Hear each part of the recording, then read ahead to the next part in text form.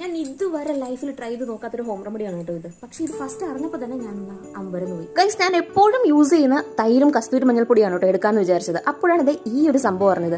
So ഇതെങ്ങനെയാണെന്ന് ആദ്യം ഞാനൊന്ന് അമ്പരന്ന് പോയെങ്കിലും എന്തായാലും ട്രൈ ചെയ്ത് നോക്കാമല്ലോ. അങ്ങനെ നമ്മുടെ തൈരും മെയിൻ ഇൻഗ്രീഡിയൻറ്റ് പെപ്പർ പൗഡർ, അതെ കുരുമുളക് പൊടി, ഇത് രണ്ടും കൂടി ഞാൻ കുറച്ച് ക്വാണ്ടിറ്റിയിൽ മാത്രമേ പെപ്പർ പൗഡർ എടുത്തിട്ടുള്ളൂ കേട്ടോ. ഇത് രണ്ടും കൂടി മിക്സ് ചെയ്തിട്ട് ഫസ്റ്റ് ഞാൻ പാച്ച് ടെസ്റ്റ് എൻ്റെ കയ്യിലാണ് നോക്കിയത്. കാരണം എന്തെങ്കിലും ഇറിറ്റേഷൻ ഉണ്ടെങ്കിൽ എനിക്ക് റിസ്ക് എടുക്കാൻ വയ്യ. അതുകൊണ്ട് ഞാൻ കയ്യിൽ ജസ്റ്റ് ഒന്ന് നോക്കി.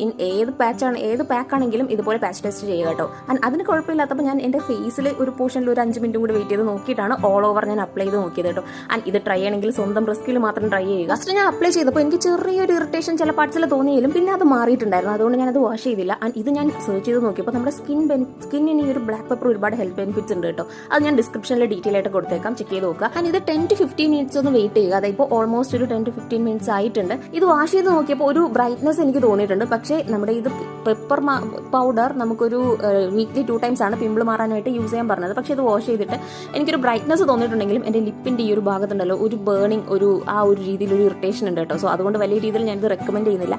ഈവൻ നമ്മുടെ പിമ്പിൾ മാറാൻ വേണ്ടിയിട്ടാണെങ്കിൽ നമ്മുടെ തൈരിനോടൊപ്പം ഞാൻ എപ്പോഴും യൂസ് ചെയ്യുന്ന നമ്മുടെ ഒരു ടേമറിക് പൗഡർ, കസ്തൂരി മഞ്ഞൾപ്പൊടി തന്നെയാണ് കൂടുതൽ ബെറ്റർ ദെൻ.